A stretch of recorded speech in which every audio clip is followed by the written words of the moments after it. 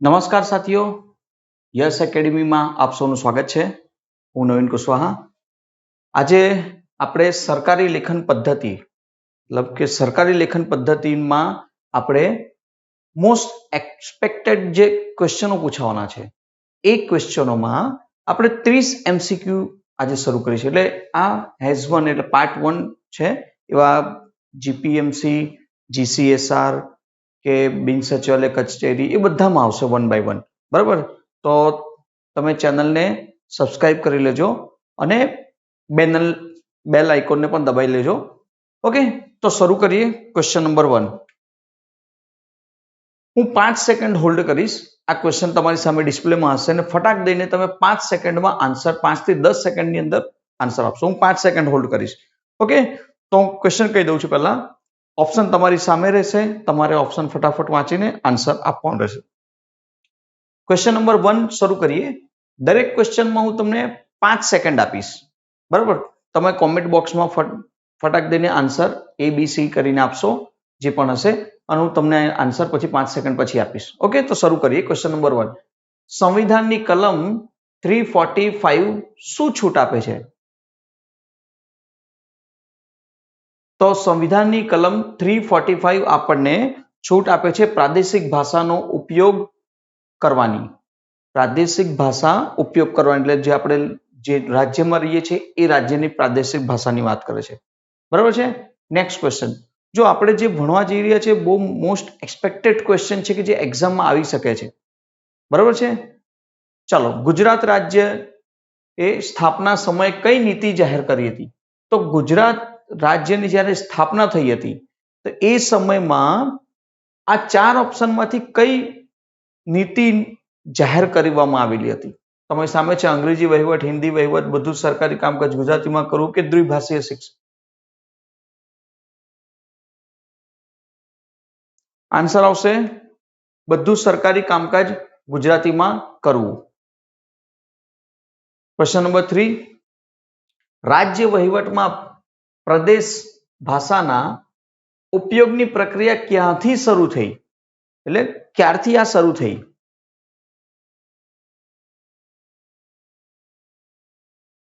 રાજ્ય વહીવટમાં પ્રદેશ ભાષાના ઉપયોગની પ્રક્રિયા ક્યારથી શરૂ થઈ? તો આનું આન્સર આવે છે સ્વરાજ પ્રાપ્તિ થઈ. મતલબ જ્યારથી આપણને આઝાદી મળી ત્યારથી આની શરૂઆત થઈ ગઈ. તમે જોશો કે 1948માં સાઉથમાં આંધ્ર ભાષાની શરૂઆત થઈ ગઈ હતી અને એમની માંગ હતી કે અમે આંધ્ર પ્રમાણે રાજ્ય બનાવો, આંધ્ર ભાષા પ્રમાણે. બરાબર? એના ઉપરથી થાય છે. નેક્સ્ટ ક્વેશ્ચન જે કહે છે ક્વેશ્ચન નંબર 4. ગુજરાત રાજ્ય વહીવટી ટોચની કચેરીઓમાં કઈ ભાષાનો ઉપયોગ કરવાનો નિર્ણય લીધો છે? ગુજરાત રાજ્ય વહીવટી ટોચની કચેરીઓમાં કઈ ભાષાનો ઉપયોગ કરવાનો નિર્ણય લેવામાં આવેલો છે? આ 4 માંથી. તો જુઓ, ગુજરાતી પ્રથમ લેંગ્વેજ છે આપણા ગુજરાત રાજ્યની. ત્યાર પછી સેકન્ડ લેંગ્વેજ કરવામાં આવી છે અંગ્રેજી. તો આન્સર શું આવશે ક્વેશ્ચન નંબર 4 નો? અંગ્રેજી. નેક્સ્ટ ક્વેશ્ચન છે અધિકારીઓ અને શાસકોના નામો કઈ ભાષામાં લખવા નક્કી કરવામાં આવેલું છે? અધિકારીઓ અને જે શાસકોના નામ છે એ કઈ ભાષામાં લખવાનું નક્કી કરેલું છે? તો તમારી સામે ઓપ્શન આવે છે ગુજરાતી. બરાબર છે? ગુજરાતી ભાષામાં. નેક્સ્ટ, અધિકારીઓ અને શાસકોના નામો ઉપર તો ગુજરાતી આવી ગયું. ત્યાર પછી નેક્સ્ટ છે ક્વેશ્ચન નંબર 6. કચેરીની નોંધ અને પત્ર વ્યવહારમાં ખાતાઓના આંતરિક વ્યવહારમાં કઈ ભાષાનો ઉપયોગ કરવો? કઈ ભાષાનો ઉપયોગ કરવો? આંતરિક બાબત થાય છે એટલે સ્પેશિયલી ગુજરાતમાં પત્ર વ્યવહાર અને એની વાત કરે છે. તો ઓબ્વિયસલી છે આન્સર તમારો એક જ હોવું જોઈએ સરકારી લેખન પદ્ધતિ મુજબ ગુજરાતી. આન્સર આવશે ગુજરાતી. બરાબર છે? નેક્સ્ટ ક્વેશ્ચન છે 7મા નંબરનો ક્વેશ્ચન. બહુ નાનો વિડીયો હશે મિત્રો, આખો વિડીયો જોજો. તમને ગમે તો લાઈક કરજો, ચેનલને સબસ્ક્રાઇબ કરજો અને મિત્રોને શેર કરજો. સરકારી કામકાજમાં ગુજરાતીના ઉપયોગ માટે સૌથી પહેલું જરૂરિયાત શું હતી? સૌથી પહેલા જરૂરિયાત શું હતી? 4 ઓપ્શન છે તમારી સામે. નવા કાયદા, નવી કચેરીઓ, વહીવટી પરિભાષા તૈયાર કરવી અને નવી ભરતી. બરાબર છે? તમને જ્યારે ઓપ્શન ન ખબર પડે તો તમે કહી શકો કે નવી ભરતીથી ભાષાને કંઈ લાગતું ઓળખતું નથી, બરાબર છે. તો આમાં આવશે વહીવટી પરિભાષા તૈયાર કરવી. જે વહીવટી પરિભાષા છે એને તૈયાર કરવાનું છે. જો એ પરફેક્શન પ્રમાણે હશે તો આન્સર પરફેક્ટ આવશે. ક્વેશ્ચન નંબર 8, સરકારે કયા શબ્દકોશો તૈયાર કરાવ્યા? સરકારે કયા શબ્દકોશો, આ 4 ઓપ્શનમાંથી કયા શબ્દકોશો સરકારે તૈયાર કરાવ્યા? તો ઓપ્શન નંબર અહીંયા આવશે બી, વહીવટી શબ્દકોશ અને ત્રિભાષી વહીવટી શબ્દકોશ. ત્રિભાષી વહીવટી શબ્દકોશ તમે કહી શકો કે ગુજરાતી, હિન્દી અને ઇંગ્લિશ, આ 3 ભાષાઓની વાત થાય છે ત્રિભાષીમાં. ઓકે, નેક્સ્ટ, સર માટે ગુજરાતી સમકક્ષ શબ્દ કયો દર્શાવાયો છે? સર, બરાબર છે.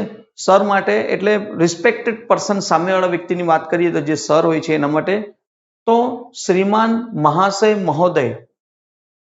શ્રીમાન, મહાશય કે મહોદય.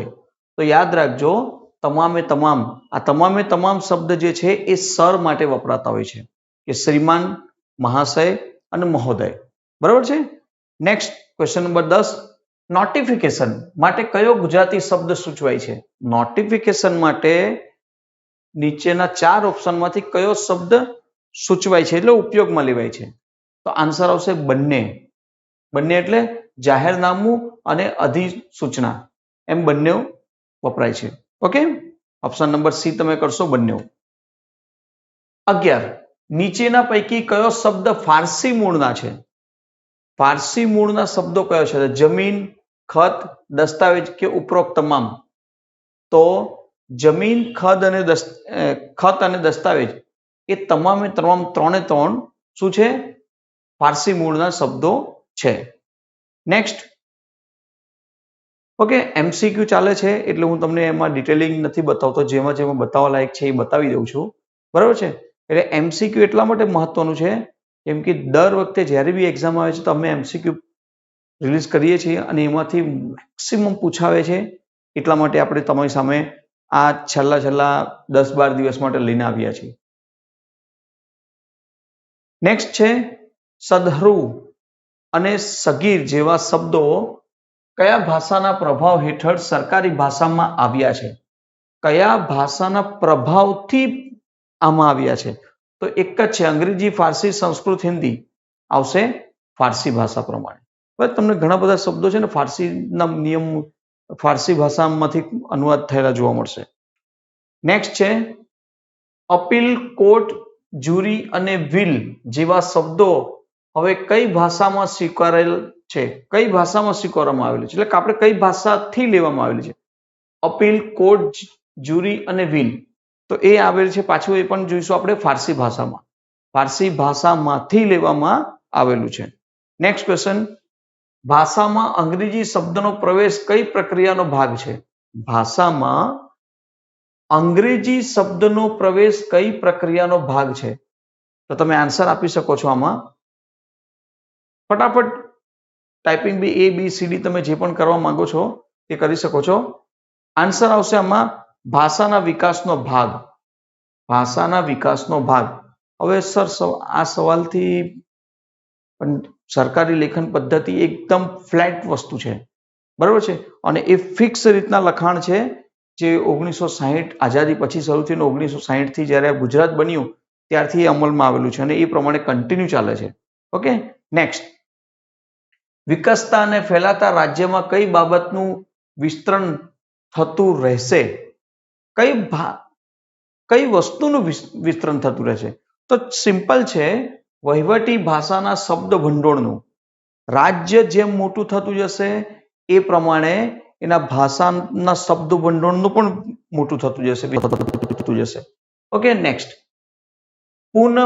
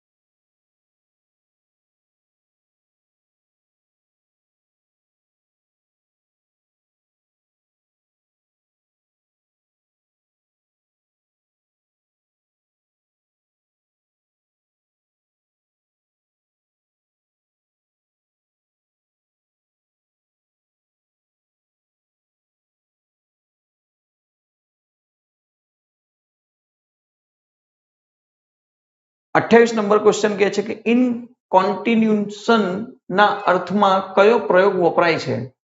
ના અર્થમાં કયો શબ્દ વપરાય છે? એટલે એની જગ્યાએ કયો ગુજરાતીમાં આપણે જો વાપરવું હોય તો કયો શબ્દ વાપરી શકીએ? તો ઓપ્શન નંબર 1 આવે છે અનુસંધાનમાં. અનુસંધાનમાં. આના અનુસંધાનમાં આપણે એ ચર્ચા કરવા માંગીએ છીએ કે એવી રીતના ટોપિકમાં લખાણું હોય શોર્ટમાં. નેક્સ્ટ ક્વેશ્ચન, સરકારી અર્ધ સરકારી કર્મચારીઓ એક આવશ્યક ગુણ કયો હોવો જોઈએ? સરકારી અર્ધ સરકારી કર્મચારીઓમાં એક આવશ્યક ગુણ હોવો જોઈએ તો કયો હોવો જોઈએ? કઠોરતા હોવું જોઈએ? નો. સહાનુભૂતિ અને સંભાવના હોવું જોઈએ? મૌન કે કડકતા? તો જો આન્સર આવશે સહાનુભૂતિ કે સંભાવ. આ શબ્દ હોવો જોઈએ તો જે સરકારી કર્મચારી થોડોક તમને લાગશે વ્યવસ્થિત. અને છેલ્લો ક્વેશ્ચન છે, લખાણ વ્યક્તિગત રીતે ન હોવું જોઈએ પરંતુ કેવું હોવું જોઈએ? તો લખાણ વ્યક્તિગત ન, કોઈ પણ લખાણ જે થશે એ વ્યક્તિગત હશે જ નહીં. એક વ્યક્તિને મોકલવામાં આવે છે પણ એ વ્યક્તિગત નહીં હશે. એનું લખાણ એ પ્રમાણે શૈલી હશે કે તમને લાગશે કે ભાવ પ્રગટ કરે છે. તો આન્સર આવશે તટસ્થ. એક ફ્લેટ લેંગ્વેજ પર હશે કે એ પોતાને પણ સમજી શકે છે અને બધા માટે પણ સમજી શકે છે. તો એ પ્રમાણે એક ફ્લેટ સિસ્ટમ પ્રમાણે હશે. ઓકે ફ્રેન્ડ, તો આ આપણા 30 MCQ હતા. સરકારી લેખન પદ્ધતિમાં ફર્સ્ટ વિડીયો આપણે જે નાખ્યું હતું અને MCQની શરૂઆત કરી હતી, એમાં 16 ક્વેશ્ચન પછી વોઇસ સ્ટોપ થઈ ગયું હતું. બરાબર છે? તે બદલ હું બધાથી માફી માંગુ છું. એકચ્યુઅલમાં રેકોર્ડિંગમાં વોઇસ છે પણ ખબર નહીં કોઈ પ્રોબ્લેમ ટેકનિકલ એરરના લીધે એ વોઇસ તમારા સુધી પહોંચ્યું નથી. બટ તમને MCQ મળી ગયું હતું અને એની સાથે સાથે તમને એના ઓપ્શન પણ દેખાતા હતા. તો આઈ હોપ તમે સમજીને એણે બહુ સારી રીતના સોલ્વ કર્યું છે. મેં જોયું છે ઘણા બધા લોકોએ 16 પછીના ક્વેશ્ચનોને આન્સર પણ આપ્યા છે. બરાબર છે? તો એવું નેક્સ્ટ ટાઈમથી ભૂલ નહીં થાય એ અમે ખ્યાલ રાખ્યું છે અને એનું વ્યવસ્થિત રીતના અમે જોઈએ છીએ. ઓકે, તો સરકારી લેખન પદ્ધતિમાં જે લેક્ચર નંબર 2 છે એ આપણે જોઈશું અને આઈ હોપ તમને બધાને મજા આવતી હશે MCQમાં. ઓકે, 30 MCQ આપણે જોયું. હવે જો આપણે એપ્રોક્સ વાત કરીએ તો SMCની એક્ઝામમાં સરકારી લેખન પદ્ધતિનો 10 ક્વેશ્ચન તો આપણને ખ્યાલ છે કે એ લોકો 10 માર્ક્સનું પૂછશે. હવે 10 માર્ક્સમાં 2-3 માર્ક્સ પ્લસ કરી શકે છે, 1-2 માર્ક્સ માઇનસ કરી શકે છે. ફિક્સ આપવા છતાં પણ 1-2 માર્ક્સ ઉપર નીચે થઈ શકે છે. આપણે એ આશા રાખીને આપણે તૈયારી કરીશું. બરાબર છે? બીજું શું, સરકારી લેખન પદ્ધતિ એને કહેવાય કે જે સરકારી વિભાગમાં, એ ગુજરાત સરકાર હોય કે આપણે મહાનગરપાલિકા હોય, એમાં સરકારી લેખન પદ્ધતિ કેવી રીતના રાઇટિંગમાં લખાણ હોય છે એના ઉપર આખું આ સરકારી લેખન પદ્ધતિ છે. ઓકે, જે તમે વિભાગીમાં જે પણ વિભાગમાં નોકરી કરશો, બરાબર છે, ભવિષ્યમાં એના ઉપર ડિપેન્ડ છે. આપણે હમણાં SMCની તૈયારી કરો છો તો SMCમાં પણ સરકારી લેખન પદ્ધતિનું ફોર્મેટ ફિક્સ છે, જે આપણે આ 30 ક્વેશ્ચનમાં પણ એના વિશે આગળ નેક્સ્ટ ક્વેશ્ચનો જોઈશું. અને યાદ રાખજો કે જેટલા પણ MCQ તમે કરશો એ GCSR હોય, સરકારી લેખન પદ્ધતિ હોય, બિન સચિવાલય હોય કે GPMC એક્ટ હોય, એક વિડીયો જોજો. તમારી એક્ઝામ પૂરી થાય એટલે યાદ રાખજો કે તમને આમ MCQમાંથી કેટલા પૂછાયા છે. એ ગેરંટી છે કે એક સ્લાઇડ ખૂબ જ મહત્ત્વની છે. ઓકે મિત્રો, અને જે ઓથેન્ટિક બુક છે ગુજરાત સરકારની એમાંથી જ લેવામાં આવ્યું છે. બરાબર છે? આની કોઈ પ્રાઇવેટ બુક નથી. રાજ્ય સરકાર દ્વારા જે બુક બહાર પાડવામાં આવે છે એમાંથી જ આ MCQ કાઢવામાં આવેલા છે. થિયરિકલ બુક હોય છે. ઓકે, ચાલો તો શરૂ કરીએ. ક્વેશ્ચન નંબર ફર્સ્ટ એટલે 31 નંબર કન્ટિન્યુ ક્વેશ્ચન નંબર આપેલા છે. આમ કરવા વિનંતી છે નો સરળ પ્રયોગ કયો હશે? આમ કરવા વિનંતી છે જેનો સરળ પ્રયોગ બતાવો. તો સરળ પ્રયોગમાં તમારી સામે 4 ઓપ્શન છે. આપણે એને જો ધ્યાનથી આપણી રીતના વિચારીએ તો કહી શકીએ કે આમ કરશો. શું કહેવાશે? આમ કરશો એવું કહેવામાં આવે છે. Okay, next question. વિશે પરત્વે, વિશે અને પરત્વેના બદલે શું આપણે એટલે વિશે અને પરત્વેના સંદર્ભમાં આપણે શું લખી શકીએ, શું વિચારી શકીએ? તો આ વિશે અને પરત્વે એનો આમ થાય છે સંબંધમાં, એના સંબંધમાં એના વિશે તમે અમને જણાવો, આવું કહેવા માંગે છે. Okay, next. શુદ્ધ ભાષા જોડણી શુદ્ધ ભાષા જોડણી અનુસ્વાર વિરામ ચિહ્નો જાતિ વચન અને સેના દોષો વિનાની હોવી જોઈએ. એટલે કોઈ પણ લખાણ કે જોડણી આપણે કરીએ છીએ તો વિરામ ચિહ્નો જાતિ વચન દોષ કે એના વગર હોવું જોઈએ. તો એ શું હશે આ 4 ઓપ્શનમાંથી? તો વાક્ય રચના. એની વાક્ય રચના એટલી સરળ અને વ્યવસ્થિત હોવી જોઈએ કે જેનાથી તમને લાગવું જોઈએ કે કશે જોડણીની ભૂલ નથી, અનુસ્વાર પણ પરફેક્ટ મૂકેલું છે, વિરામ ચિહ્નો પણ અમુક જગ્યાએ જ્યાં મૂકવાની ત્યાં જ મૂકેલું છે, જાતિ સૂચક શબ્દો પણ એવા નથી કે જેનાથી તકલીફ પડે. Okay, next question 34. જો સરકારી લેખન પદ્ધતિમાં આવું જ બધું આવવાનું છે, બરાબર છે. જેમ જેમ તમે આગળ જશો ચેપ્ટર, આના પછી આગળ જઈશું તો આપણે જાણીશું કે પત્ર વ્યવહાર, પત્ર લેખન હોય છે, એમાં કેવી રીતના સિસ્ટમ હોય છે, પછી નોંધ લે પદ્ધતિ હોય છે, એમાં કેવી રીતના સિસ્ટમ હોય છે, એ બધું આમાં જોઈશું આપણે. સરકારી પરિપત્રો, યાદીઓ, હુકમો વગેરે કોની વચ્ચેના આંતરિક વ્યવહારની વાત છે? કોની વચ્ચેની આંતરિક વ્યવહારની વાત છે? તો ભાઈ સરકારી પરિપત્રો કે યાદીઓ કે હુકમો એ હંમેશા અધિકારીઓ અને ખાતાઓ, અધિકારીઓ અને ખાતાઓની વચ્ચે એ સિસ્ટમ ચાલતું હોય છે. યાદ રાખજો, અધિકારીઓ અને ખાતાઓની વચ્ચે. ક્વેશ્ચન યાદ રાખજો, કેમ કે આવા સવાલો પૂછાઈ શકશે. નેક્સ્ટ. સરકારી લખાણો સામાન્ય પ્રજા સુધી ક્યાંથી પહોંચાડતા હોય છે? સરકારી લખાણો સામાન્ય પ્રજા સુધી પહોંચાડવાનો રસ્તો કયો? તો જુઓ, તમે કહી શકશો કે ઠરાવ, જાહેરનામા, અપીલો દ્વારા, રાઈટ વસ્તુ છે. નોટિસ, પત્રોના ઉત્તરો દ્વારા, અને સરકારી પ્રકાશનો એટલે મેગેઝિન છે કે ન્યૂઝપેપરમાં જાહેરાતો દ્વારા કે કોઈ બી રીતના. એટલે ઉપરોક્ત આ તમામે option number A, B, C આ તમામ રીતના આમ જનતા સુધી સરકારી લખાણ કે કોઈ પણ વસ્તુ પહોંચાડી શકાય છે. Okay, next. સરકારી ભાષા કોની દ્રષ્ટિએ તેની ખામી કે ભૂલ કોઈ શોધી ન શકે તેવી બનવી જોઈએ? એટલે સરકારી ભાષા એવી હોય છે કે કોઈ ભૂલ કે ખામીઓ શોધી ન શકે, એ પરમાનન્ટ ફોર્મેટ સિસ્ટમ પર હોય છે. તો એ શું છે? તો જો ઓપ્શનમાં પ્રશાસન તંત્ર, ન્યાયતંત્ર અને ભાષાશાસ્ત્રીઓની બનાવટ એક એવી બની છે કે જેનાથી એમાં તમે કોઈ પણ પ્રકારની ભૂલો ન કાઢી શકો.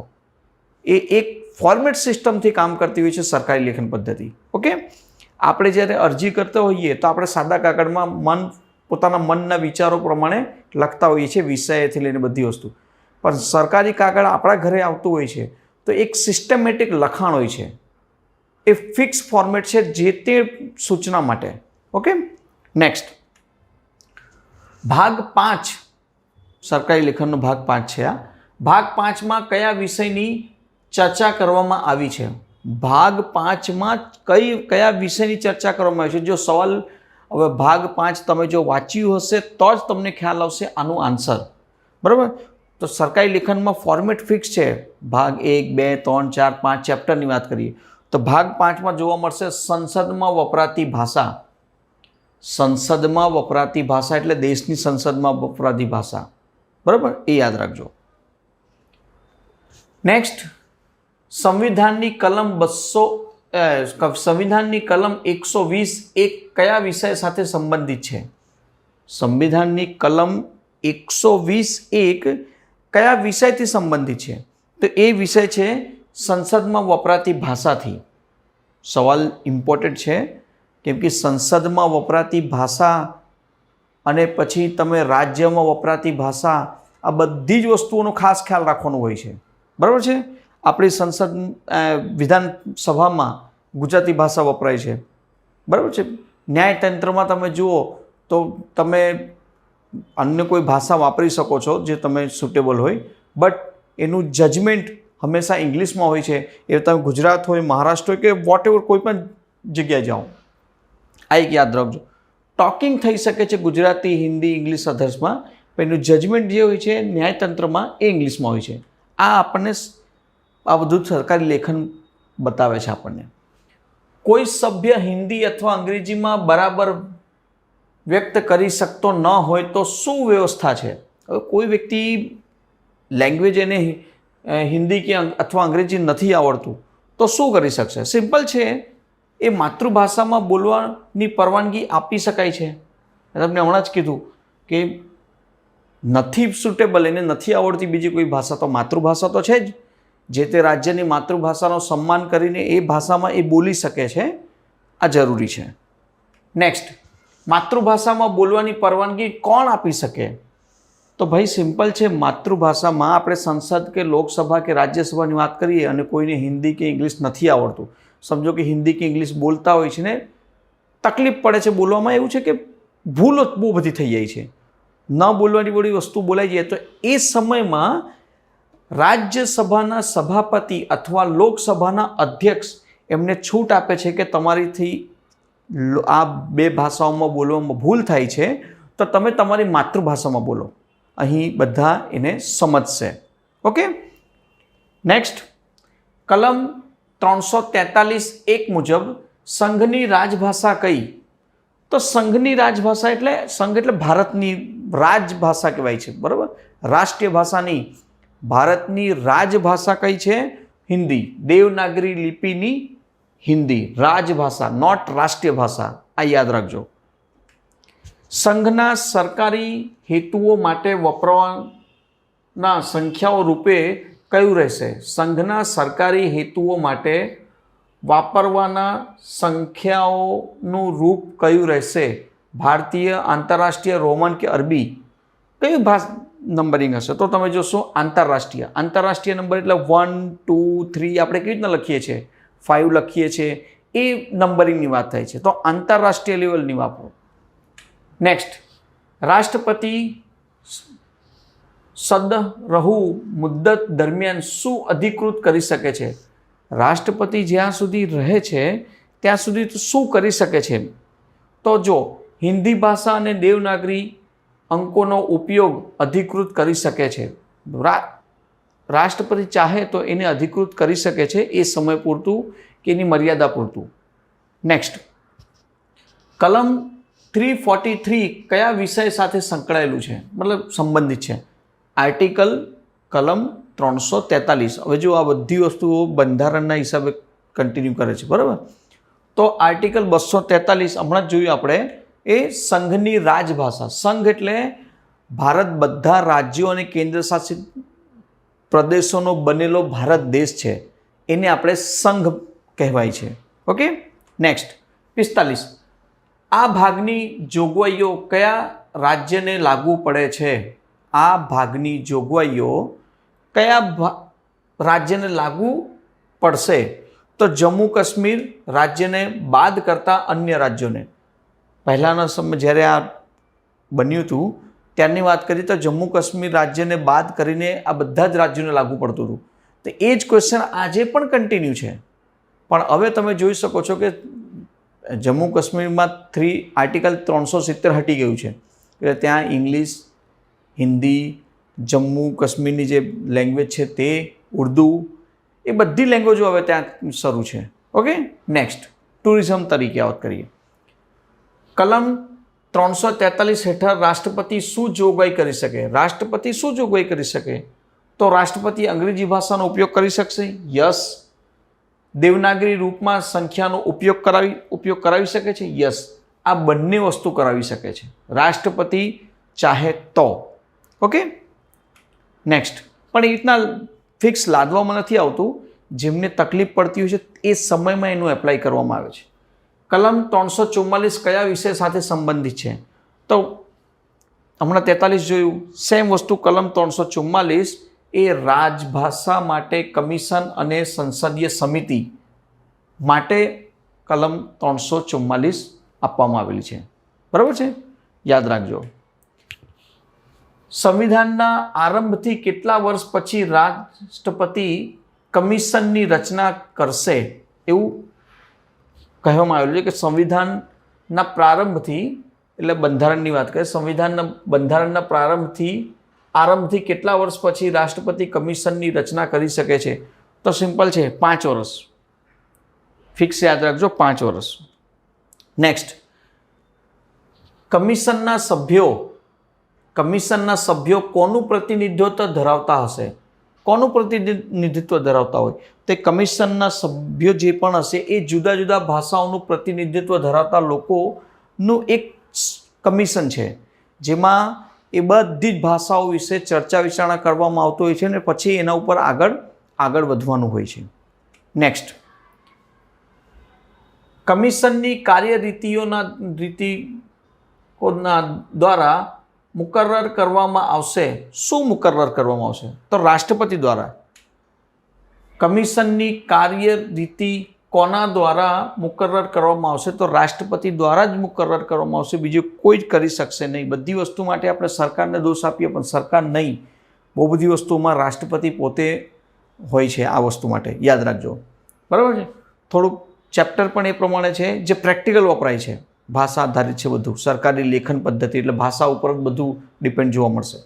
નેક્સ્ટ છે, કમિશન સંસદના સરકારી હેતુઓ માટે કઈ ભાષાના ઉત્તરોત્તર અધિક ઉપયોગ અંગે વિચાર કરશે?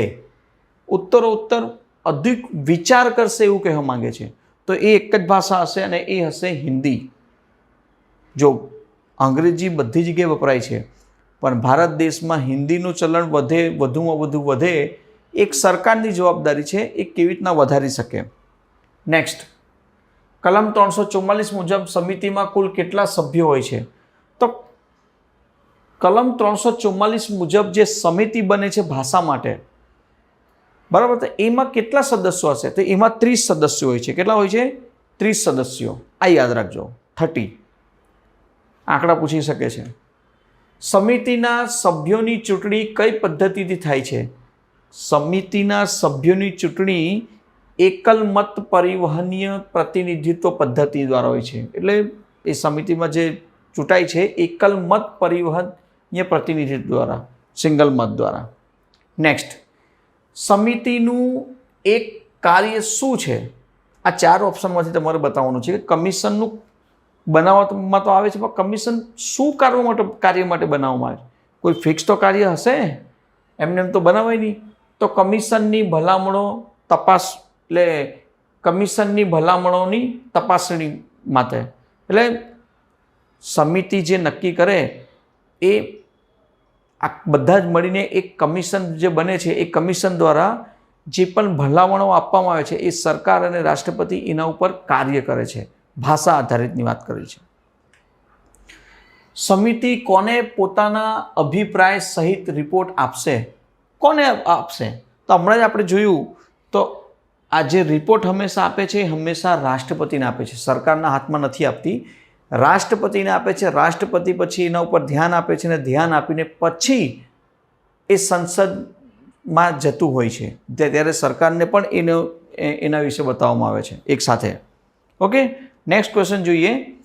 કલમ 345 કયા વિષય સાથે સંબંધિત છે? કલમ 345 કયા વિષય સાથે સંબંધિત છે? તો સિમ્પલ છે, રાજ્યની રાજભાષા કે રાજભાષા? રાજ્યની રાજભાષા એટલે જે તે રાજ્યની પોતાની માતૃભાષા વાત કરીએ, કે રાજભાષા હિન્દી, એની વાત થાય છે. નેક્સ્ટ, કલમ 346 કયા વિષય સાથે સંબંધિત છે? કલમ 346. તો આન્સર આવશે એક રાજ્ય અને બીજા રાજ્ય વચ્ચે અથવા કોઈ રાજ્ય અને સંઘ વચ્ચે વ્યવહાર માટેની રાજભાષા. હવે એક રાજ્ય બીજા રાજ્ય વચ્ચે બંનેના ભાષાઓમાં જો હિન્દી હશે તો કોઈ ઇસ્યુ નથી, પણ હવે મુંબઈમાં મરાઠી અને ગુજરાતમાં ગુજરાતી થાય છે તો બંને ડિસાઇડ કરી શકે છે કે આપણે એક કામ કરીએ, રાજભાષા વાપરી શકીએ, મરાઠી અને ગુજરાતી છોડીને આપણે હિન્દીમાં ટ્રાન્સલેટ કરીશું, હિન્દીમાં આપણે ચર્ચા વિચારણા કરીએ અથવા ઇંગ્લિશમાં કરીએ, એ સમજી વિચારીને કર્યું. સેમ વસ્તુ કોઈ રાજ્ય અને રાજ્ય અને સંઘ એટલે ભારત સરકાર. તો ગુજરાતી ભાષા ન સમજ પડતી હોય તો આપણે એક રાજ્ય હિન્દીમાં અથવા ઇંગ્લિશમાં એ સંઘ સાથે પણ ચર્ચા કરી શકે છે. આ ચેપ્ટરમાં આ બતાવવામાં આવે છે. નેક્સ્ટ ક્વેશ્ચન છે, કલમ 346 મુજબ એક રાજ્ય અને બીજા રાજ્ય વચ્ચેનો વ્યવહાર માટે કઈ ભાષા વપરાશે? કઈ ભાષા વપરાશે? સરકારી હેતુઓ માટે અધિકૃત કરેલી ભાષા. અધિકૃત કરેલી ભાષા આમ સમજો કે હિન્દી ઇંગ્લિશ તો ફિક્સ જ છે, પ્લસ બંધારણ ભાષા પ્રમાણે 22 અનુસૂચિ 8 મુજબ કુલ 22 ભાષાઓ છે, બરાબર છે. એનો ઉપયોગ કરી શકે છે, પણ હિન્દી ઇંગ્લિશ પ્રેફર હોય છે, જે બંને રાજ્યો મળીને સાથે મળીને વાતચીત કરીને પછી એનું સોલ્યુશન લાવતા હોય છે. નેક્સ્ટ, બે કે બેથી વધુ રાજ્યો પોતાની વચ્ચે વ્યવહાર માટે કઈ ભાષા વાપરવા સંમત થઈ શકે છે? કઈ ભાષા? તો ખાસ કરીને આ એક છે હિન્દી. યાદ રાખજો, મેં તમને આગળ પણ કીધું કે હિન્દી ભાષાને મસ્ટ કરવામાં આવશે. સમજો કે ગુજરાત છે અને તામિલનાડુ છે, હવે એમની તેલુગુ લેંગ્વેજ અને ગુજરાતી લેંગ્વેજ વચ્ચે કોઈ પત્ર વ્યવહાર કરવું છે અને ન સમજ પડે તો અન્ડરસ્ટેન્ડિંગ માટે ચર્ચા વિચારણા કરી શકશે કે ચાલો તમે હિન્દી એક્સેપ્ટ નથી કરતા અને અમે તમિલ નથી સમજી શકતા, તો આપણે ઇંગ્લિશમાં ટોકિંગ કરીશું. થઈ શકે છે, પોસિબલ છે, પણ વધારેતર હિન્દી.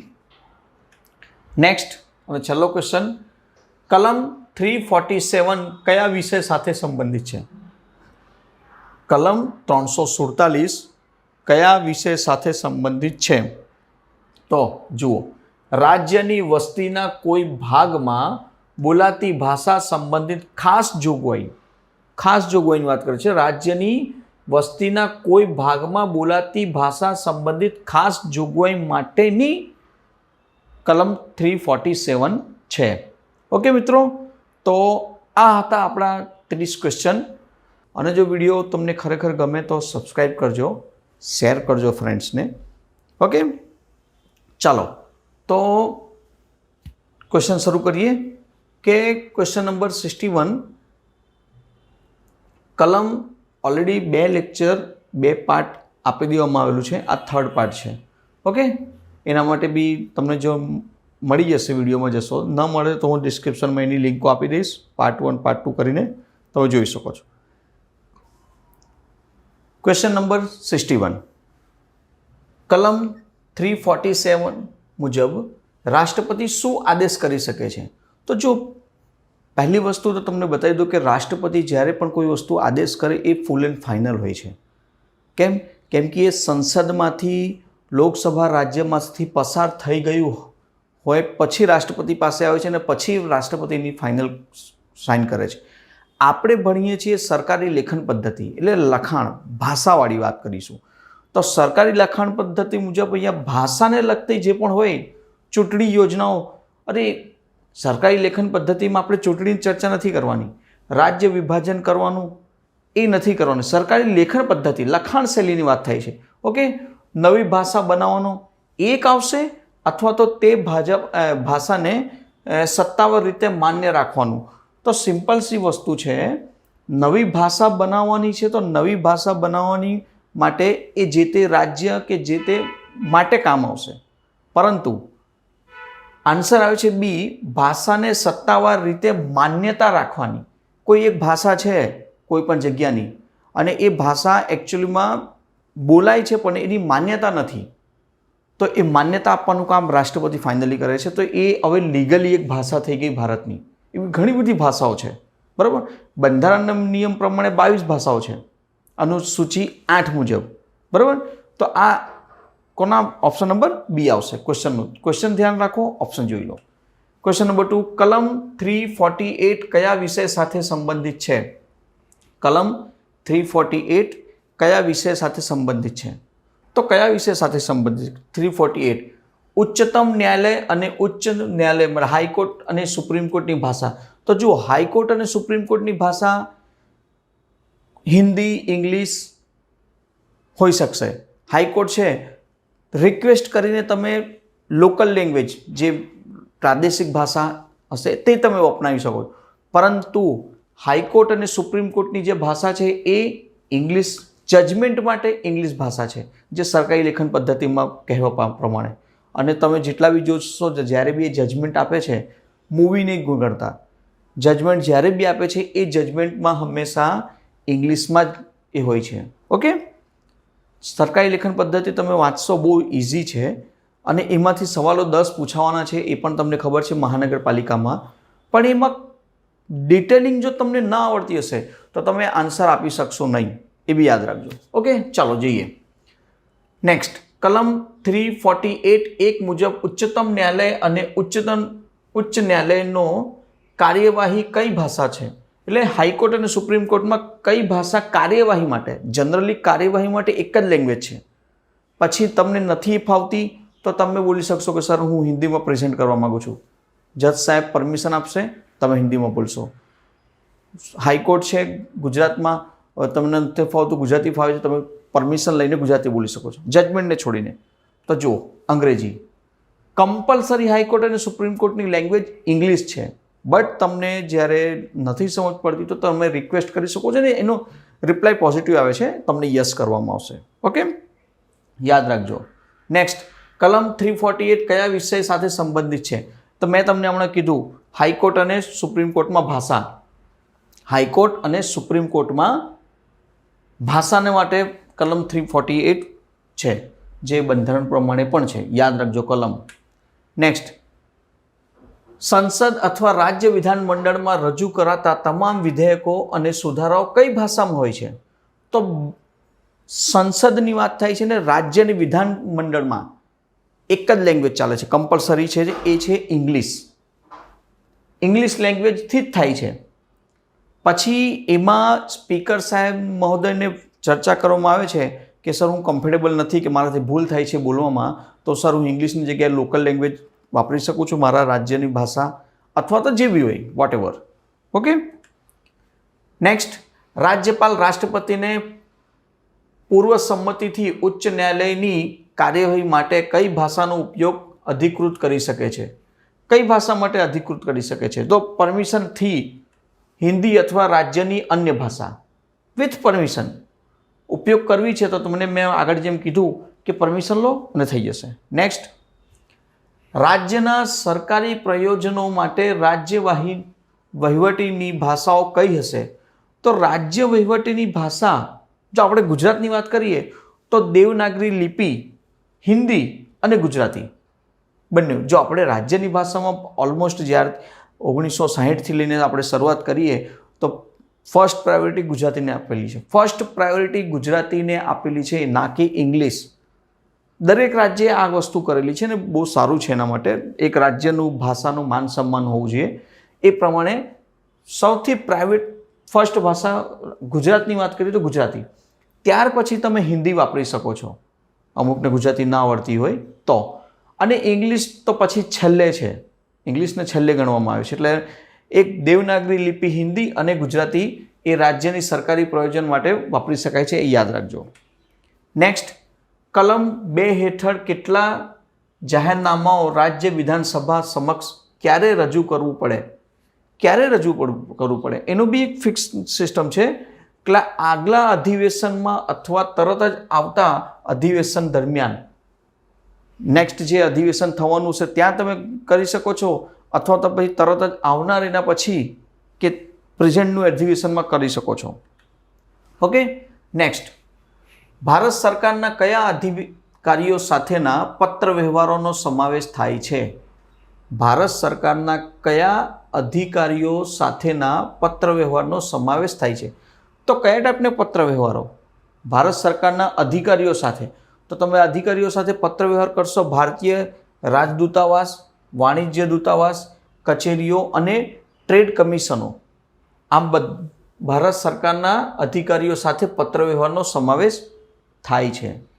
અને યાદ રાખજો, સરકારી લેખન એટલે એના માટે સ્પષ્ટ કરવામાં આવે છે કે સરકારી ખાતામાં તમે કોઈ પણ જગ્યાએ જાઓ, તમે પણ કોઈ વસ્તુ માંગો છો કે એ લોકો તમારી પાસેથી માંગે છે, એઝ અ કસ્ટમરને સરકારી વિભાગ, બધું રાઇટિંગમાં હોય છે. એ લોકો આપશે તો રાઇટિંગમાં આવશે, એક ફોર્મેટ ફિક્સમાં આપશે. આપણે આપીશું તો અરજી કરવા પડશે કે કોઈ બી રીતના ફોર્મેટ એ લોકો આપે છે, એ ફોર્મેટમાં ફોર્મ ભરીને આપવાનું હોય છે. એટલે લખાણ સિસ્ટમ ફિક્સ છે, એ આખા ભારત માટે ફિક્સ હોય છે, બરાબર છે. રાજ્ય વાઇઝ થોડું ઘણું ચેન્જ હશે ઓકે, નેક્સ્ટ, ભારત શસ્ત્ર અધિનિયમ હેઠળ કઈ બાબતોનો સમાવેશ થાય છે? ભારત શસ્ત્ર અધિનિયમ, તો શસ્ત્ર એટલે હથિયાર માટે ફિક્સ છે લાયસન્સ, પરમિટ અને સરકારી દસ્તાવેજો. લાયસન્સ લેવું જરૂરી છે, લાયસન્સ વ્યક્તિ લે છે એ બંદૂક માટેનું. પરમિટ જરૂરી છે કે સ્ટેટ લેવલની પરમિટ છે કે નેશનલ લેવલની પરમિટ છે, એ લાયસન્સની વાત કરીએ. અને દસ્તાવેજો, એનો કાગળિયા કમ્પ્લીટ હોવા જોઈએ, બધું આ બતાવે છે. ઓકે, 70. નેક્સ્ટ, સંવિધાનની જોગવાઈઓ હેઠળના કોઈ પણ વિષયક બાબતો માટે શું લેવામાં આવે છે? સંવિધાનની જોગવાઈઓ હેઠળના કોઈ પણ વિષય બાબતો માટે શું લેવામાં આવે છે? તો સિમ્પલ વસ્તુ છે. જ્યારે પણ આવું વસ્તુ આવશે તો ઠરાવ, નોંધ, અરજી વરજી નથી આવતી, ભલામણ લેવામાં આવે છે. કેમ ભલામણ? કેમ કે બંધારણની ચર્ચા કરીએ છીએ એટલે ભલામણ લેવામાં આવે છે. ઓકે, યાદ રાખજો, શબ્દો યાદ રાખજો. શું આવે છે? ભલામણ લેવામાં આવે છે. નેક્સ્ટ, સુપ્રીમ કોર્ટમાં રોકાયેલ વકીલની ફી અને અન્ય ખર્ચ સંબંધી બાબતો કયા ક્રમ નંબર હેઠળ આવે છે? કયા નંબર હેઠળ આવે છે? તો એને તમે કહી દો 15. શું કીધું? 15. નેક્સ્ટ, સુપ્રીમ કોર્ટમાં રોકાયેલ વકીલની ફી અને અન્ય ખર્ચા સંબંધિત બાબતો કયા ક્રમ નંબર? એ પાછું એ જ આવી ગયું. નેક્સ્ટ, ગુજરાત વિધાનસભામાં દાખલ કરનાર વિધેયકો માટે શું રજૂ કરી શકાય?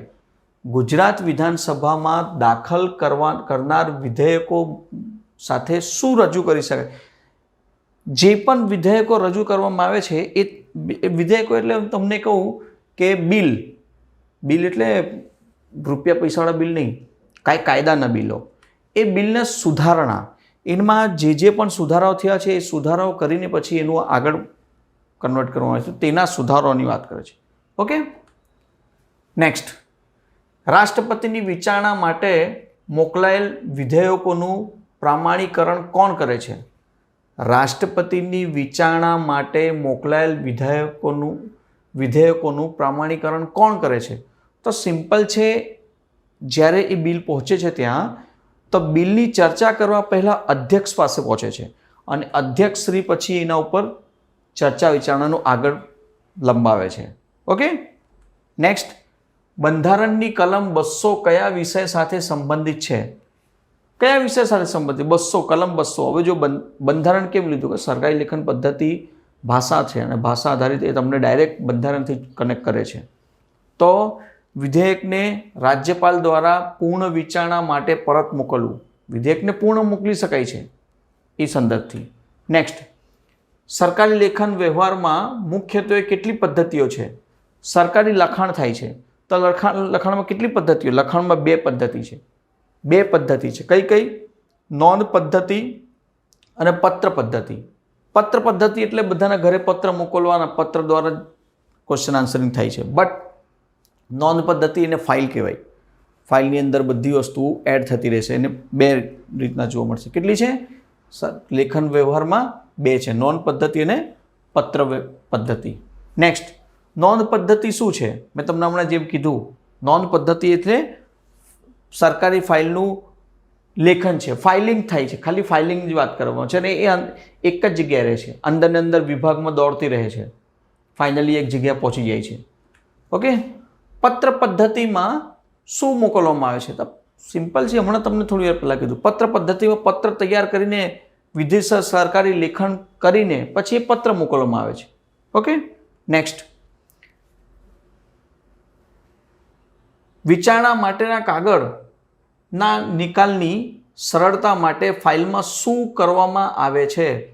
ફાઇલમાં વિચારણા માટે, હવે સમજો લો કે કોઈ લખાણ થઈ ગયું છે, કોઈ લખાણ કર્યું છે અને એમાં એક સાહેબથી બીજા સાહેબ સુધી ફાઇલ પહોંચી ગઈ.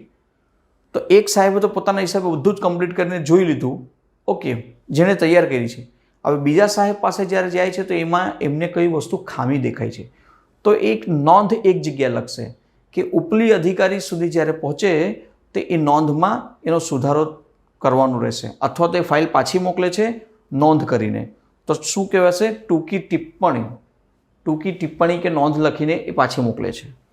નેક્સ્ટ, વિગતોની અંદરો અંદર થતા પત્ર વ્યવહારમાં અવિવિધ લખાણો શું કહેવામાં આવે છે? અંદરો અંદર જે લખાય છે એની વાત કરે છે. તો અવિધિસરની નોંધ કોઈ ફિક્સ નથી. પત્ર વ્યવહારમાં અવ્યવસ્થિત લખાણ જે શું કહે છે, તો એકદમ પરફેક્શન પ્રમાણે એ લખાણ સિસ્ટમ જતી હોય છે, એટલે અવિધિસરની નોંધ કહેવાય છે. નેક્સ્ટ, નોંધ પદ્ધતિમાં મૂળ વિભાગમાંથી શરૂ થયેલ ફાઇલ જવાબ મળ્યા પછી ક્યાં પરત આવે છે? નોંધ પદ્ધતિમાં મૂળ વિભાગમાંથી શરૂ થયેલ ફાઇલ જવાબ મળ્યા પછી ક્યાં પરત આવે છે?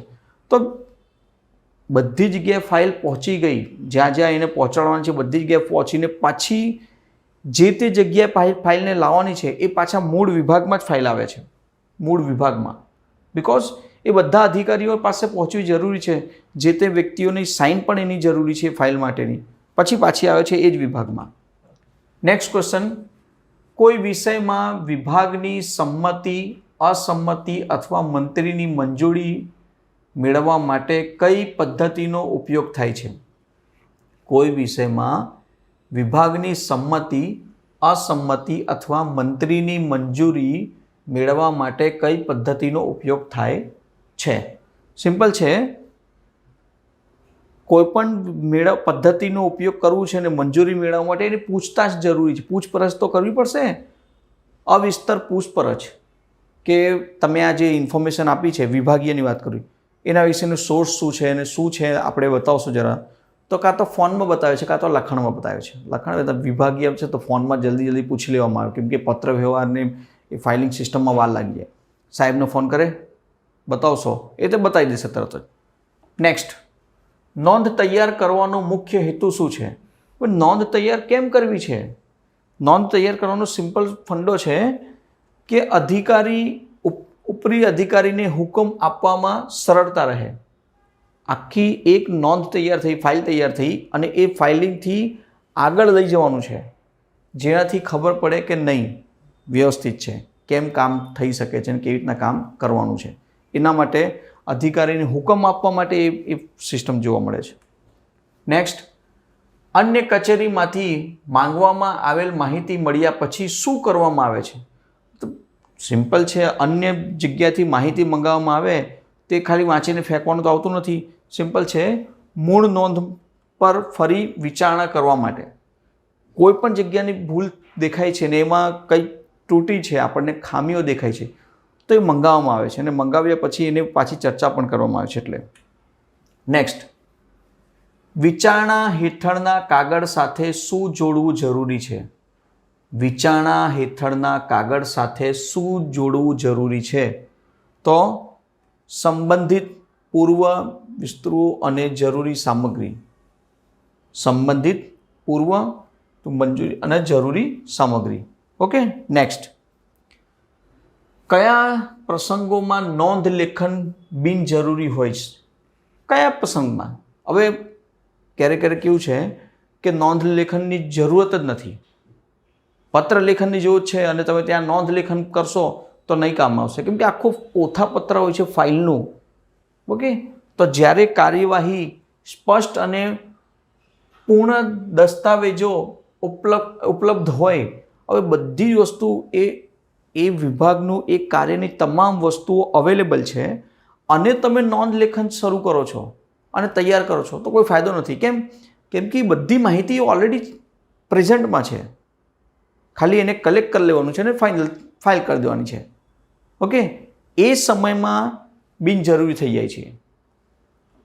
નેક્સ્ટ, જે બાબતમાં કોઈ ઉત્તર આપવાનો કે કાર્યવાહી કરવાની થતી ન હોય તેને શું કહેવાય છે? તો તેને કહેવાય છે નામનું જ નોંધ લેખન. સિમ્પલ છે, નામનું જ નોંધ લેખન એટલે તમને કહીએ કે ઉત્તર આપવાનું કે કાર્યવાહી કરવાની થતી જ નથી પણ લોકોને દેખાડવા માટે કરી શકીએ છીએ. આવું ઘણી વખત જોવા મળતું હશે, બરાબર? તો નામનું જ નોંધ લેખન થાય છે. એક કમિટી બનાવી દીધી, હા કહીને ટાઈમ પાસ થાય છે અને ટાઈમ પસાર કરવામાં આવે છે. એ થતું હોય છે અમુક જગ્યાએ અને અમુક સમયમાં થાય છે, દર વખતે નથી થતું આવું. ઓકે, નેક્સ્ટ, સામાજિક ફરિયાદ કે નિવેદન જેવા કેસોમાં કઈ પ્રકારનું લેખન હોઈ શકે? સામાજિક ફરિયાદ કે નિવેદનમાં કયા પ્રકારનું લેખન? તો હવે આમાં તો જોવા જાઓ ને તો ડિટેલિંગ આવશે, પણ ડિટેલિંગ કોઈ દિવસ નથી આવતું. નિવેદન હંમેશા સંક્ષિપ્ત ટૂંકમાં કમ્પ્રેસ કરીને ટૂંકમાં એની બધી જ માહિતી ખબર પડી જાય એ પ્રમાણે લખવામાં આવે છે, કેમ કે જેટલા અધિકારીઓ પાસે પહોંચે છે એ બધા સમજદાર હોય છે એ વસ્તુ માટે, એટલા માટે. પછી તમારી પાસે ડિટેલ્સ માંગે છે ત્યારે તમે આપી શકો છો વધારે.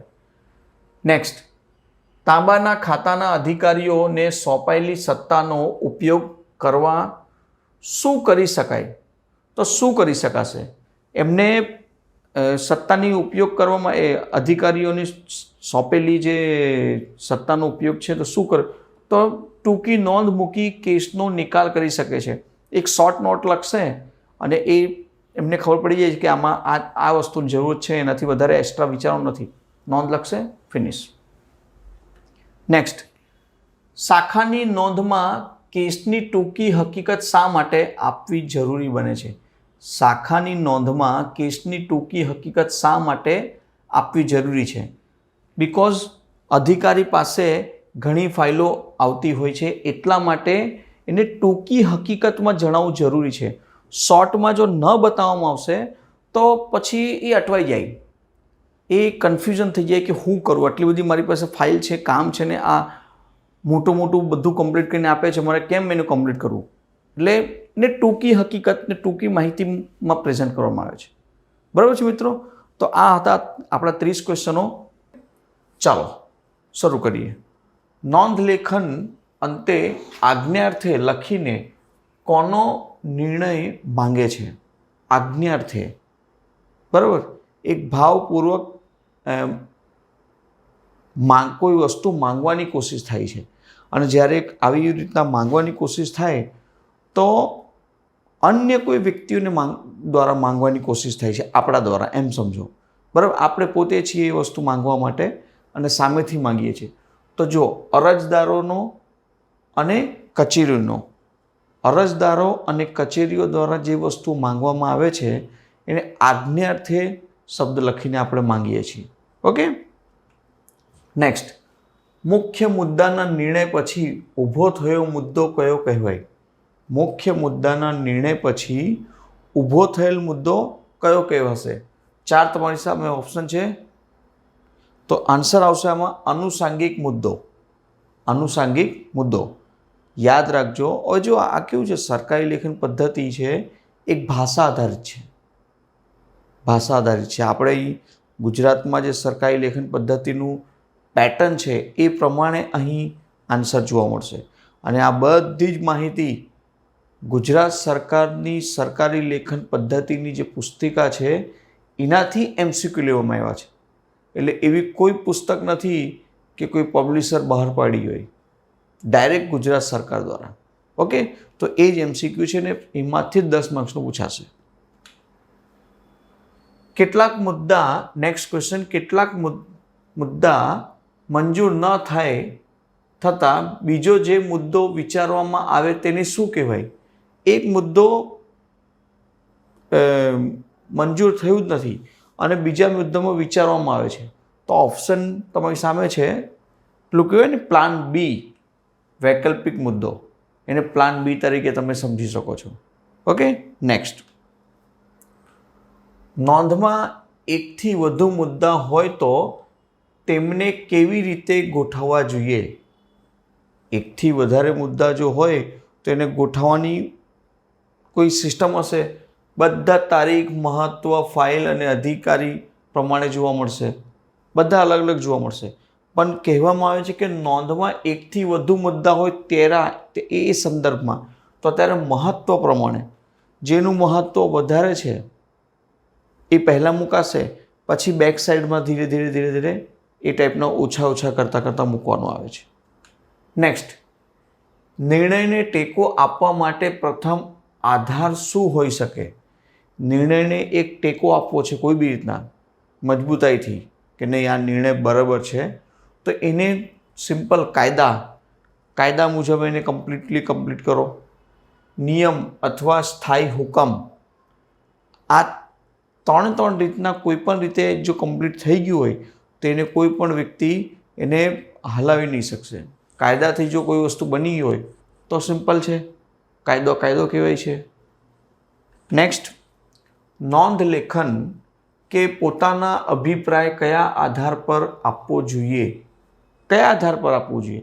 તો સિમ્પલ છે, તમે જ્યારે પણ કોઈ માહિતી કોઈને આપો છો તો એ માહિતી સિમ્પલ છે, સૂચના અને નિયમોની જાણકારીના આધારે તમે આપો છો.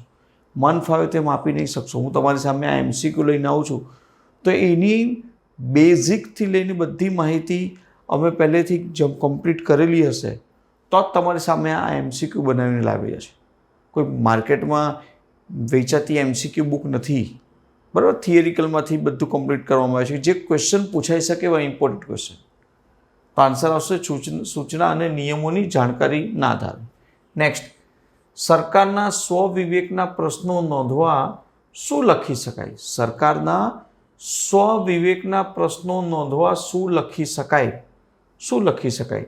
સિમ્પલ છે, કોઈ અભિપ્રાય નહીં લખવું પડે છે.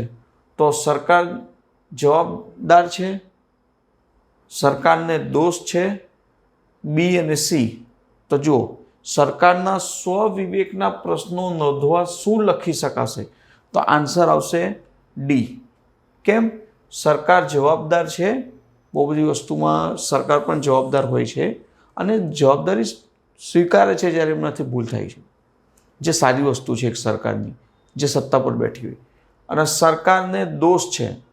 હા, ક્યારેક બહુ બધા અન્ય રીતના ટિપ્પણીઓ કરતા હોય તો એ સરકારને દોષારોપણ કરે છે, બંને રીતના. નેક્સ્ટ, એક વિષયના અનેક મુદ્દા હોય તો શું કરવું જોઈએ? એક વિષયના ઘણા બધા મુદ્દા હોય તો તમે સિમ્પલ વસ્તુ સમજો કે આપણામાંથી શું કરી શકીએ. દરેક મુદ્દાને નોંધનો વિષય બનાવવો. દરેક મુદ્દાને, કેમ કે એક ટોપિકથી ઘણી બધી માહિતીઓ ડિસ્પ્લે કરવી પડે છે. એક પોઈન્ટ જ્યારે સવાલો પેદા થાય છે તો એનું નિરાકરણ કરવું પડે છે. ત્યારે સરકારી લેખન પદ્ધતિમાં એની ચોકસાઈ અને પરફેક્શન જોવા મળશે તમને. નેક્સ્ટ, નોંધ લેખનની શરૂઆત કયા શબ્દોથી કરવી જોઈએ? નોંધ લખવી છે તો નોંધ એટલે સમજો કે ફાઇલિંગમાં કે પત્ર વ્યવહાર બધી રીતના તમે વાત કરું છું, ખાસ કરીને પત્ર વ્યવહાર તરીકે સમજો. તો શરૂઆત જ્યારે કરશું ત્યારે આ સિસ્ટમ છે, સાદર રજૂ અથવા સવિનય રજૂ. સવિનય રજૂ કરું છું કે સવિનય જણાવવાનું કે આપણે સ્ટાર્ટિંગ લખીએ છીએ લાઇનિંગ, ત્યાં બતાવે છે. નેક્સ્ટ, નોંધ પર શું દર્શાવવું જોઈએ? નોંધ પર શું દર્શાવવું જોઈએ? તો સિમ્પલ છે, તમે આખા નોંધપોથીમાં જોશો તો તમને કચેરીનું ટૂંકું નામ અને શાખાનું નામ ખાસ જોવું જરૂરી છે કે આ જે નોંધ આપણને મળી છે એ કયા વિભાગથી મળી છે અને કઈ શાખાથી મળી છે. મહાનગરપાલિકાથી જો આવેલું છે તો મહાનગરપાલિકાના કયા વિભાગથી આ વસ્તુ આપણા હાથમાં આવી છે એ જરૂરી. નેક્સ્ટ, નોંધમાં ખોટી રજૂઆત કરેલી હોય તો શું કરવું? સિમ્પલ છે, જો ખોટી રજૂઆત થઈ ગઈ હોય તો સિમ્પલ એને સાચું કરવા માટે આપણે પ્રૂફ આપવા પડે. પુરાવા અને સરના આધારે યોગ્ય સૂચના લખવું. એટલે પુરાવા અને અન્ય માહિતીઓના આધારે યોગ્ય સૂચન પૂરું પાડવું કહેવાય છે. નેક્સ્ટ, સરખા જ કિસ્સામાં અગાઉ લેવાયેલ નિર્ણયોનું શું કરવું જોઈએ? સરખા જ કિસ્સામાં અગાઉ લેવાયેલ નિર્ણયોનું શું કરવું જોઈએ? ઉલ્લેખ કરવો પડશે. તમે એકને એક પાછળ સુપ્રીમ કોર્ટે કોઈ ચુકાદો આપી દીધો છે અને હાઈકોર્ટ પણ એ જ ચુકાદો આપે છે તો ત્યારે ઉલ્લેખ કરશે કે સુપ્રીમ કોર્ટે આ તારીખે આ કેસમાં આ સુનાવણી કરેલી અને એનો સંપર્ક કોર્સ આપણે કેસ આપણા કોર્ટમાં આવ્યું છે તો એ જ પ્રમાણે આપણે ચુકાદો આપીશું, એ ઉલ્લેખ કરશે આવું. નેક્સ્ટ, આગળની કાર્યવાહી અંગે શું રજૂ કરવું જરૂરી છે? આગળની કાર્યવાહી આપણે આ કરીશું એવી સ્પષ્ટ સ્પષ્ટ મંતવ્ય બતાવવું જરૂરી હોય છે અમુક કાર્યો માટે, બરાબર છે. જે રીતના તમે પત્ર લેખન મોકલો છો તો તમને આ નોટિસ આપવામાં આવે છે, જો આનો જવાબ તમે આટલા દિવસમાં ના આપ્યું તો સ્પષ્ટ રીતે આપણે આ કાર્યવાહી કરીશું, આ કાર્યવાહી કરીશું એવું સ્પષ્ટ તમે લખીને આપી દો છો. આ બતાવે છે. જો તમે સરકારી લેખન પદ્ધતિની બુક્સ સારી રીતના વાંચી હશે તો તમને ખૂબ સરળતાથી સવાલ જવાબ તમે સોલ્વ કરી શકશો. ઓકે, નેક્સ્ટ, નોંધ પૂર્ણ થયા પછી અધિકારી સમક્ષ રજૂ થતી હોય તો શું લખવું? અધિકારી સમક્ષ રજૂ થતું હોય તો શું લખવું જોઈએ? તો સિમ્પલ, આજ્ઞાર્થે સાદર, આજ્ઞાર્થે સાદર. નેક્સ્ટ, ઉપરી અધિકારીની સૂચના કોણ નોંધમાં મૂકે છે? ઉપરી અધિકારીની સૂચના કોણ નોંધમાં મૂકે છે? અને એ મૂકવા માટે યોગ્ય મુદ્દેસર નોંધ લેખન. કેમ કે ઉપલી અધિકારીને કોઈ માહિતી પહોંચાડવી છે તો યોગ્ય મુદ્દેસરનું નોંધ લેખન નહીં આપશો તો ઉપલી અધિકારી સુધી એ તો આખી બેઠી ફાઇલ પહોંચી ગઈ. પણ એમાંથી કામની વસ્તુ જોવાની છે એ સાહેબને, એ નોંધ લેખન આપવું જરૂરી છે. તો જ એ સાહેબ બધું તો વાંચશે પણ ખાસ પોઈન્ટ ઓફ વ્યૂ તમે જે આપેલું છે એ પહેલાં જોશે. નેક્સ્ટ, પત્ર મોકલતી અને ઉત્તર આપતી બંને કચેરીઓમાં શું જણાવવામાં આવે છે? પત્ર મોકલતી અને ઉત્તર આપતી બંને કચેરીઓમાં શું જણાવવામાં આવે છે? તો સિમ્પલ છે, પોતાના લખાણની સરળ પ્રત તથા સામી કચેરીનો ઉત્તર, બંને વસ્તુ તમને જોવા મળશે. પત્ર મોકલતી વખતે અને ઉત્તર આપતી વખતે એનું સ્પષ્ટીકરણ જોવા મળે છે, એકદમ ક્લિયર. નેક્સ્ટ જોઈએ, પત્ર પદ્ધતિમાં ખાસ કરીને કોને અનુકૂળ પડે છે? પત્ર પદ્ધતિ ખાસ કરીને કોને અનુકૂળ છે? તો જો જનતા, કોર્ટ, સચિવાલય, ખાનગી બધાને જ પડે છે. પણ ખાસ કરીને કોને જરૂરત પડે છે? તો એ આન્સર આવશે સચિવાલય સિવાયના ખાતા કચેરીઓ માટે. સચિવાલય સિવાયની વાત થાય છે એટલે સચિવાલય જે મુખ્ય છે એને છોડીને બધી જગ્યાએ બિન સચિવાલય કચેરી, આપણે ભણતા હશો તમે તો બિન સચિવાલય કચેરીમાં આનો ઉલ્લેખ બહુ સારી રીતના આપેલું છે. નેક્સ્ટ, સચિવાલય કક્ષાએ સરકારી કામકાજમાં મુખ્યત્વે કઈ પદ્ધતિનો આશ્રય લેવાય છે? સચિવાલય કક્ષાએ સરકારી કામકાજમાં મુખ્યત્વે કઈ પદ્ધતિનો આશ્રય લેવાય છે? તો સિમ્પલ, હમણાં આપણે આ ચર્ચા કરીએ છીએ નોંધ પદ્ધતિ. પત્ર પદ્ધતિ બધી જગ્યાએ નથી હોતું પણ નોંધ પદ્ધતિ કમ્પલસરી હોય છે, કેમ કે એ આખી નોંધ પદ્ધતિ ફાઇલિંગ સિસ્ટમ હોય છે એટલા માટે. નેક્સ્ટ છે, UOR નો અર્થ શું થાય? જો આમાં કેવું છે, ત્યાં ઓપ્શનમાં ગુજરાતી અને ઇંગ્લિશ બંને આપશે તમને ઓપ્શનમાં, બરાબર છે. અવ્યવસ્થિત નોંધ, બરાબર. Unofficially reference. કોઈનો સવાલ હતો, હું તમને વચ્ચે હમણાં કહી દઉં છું આન્સર એનો. અમુક વિદ્યાર્થીનો સવાલ હતો કે સર પેપર જે આવશે તો ગુજરાતી અને ઇંગ્લિશ બંનેમાં આવશે, તો એમને આન્સર આપી દઉં છું. આ વિડીયોમાં જ આપી દઉં છું એટલે તમને ખ્યાલ આવી જશે, કેમ કે વિડીયો જોતા જ હશે.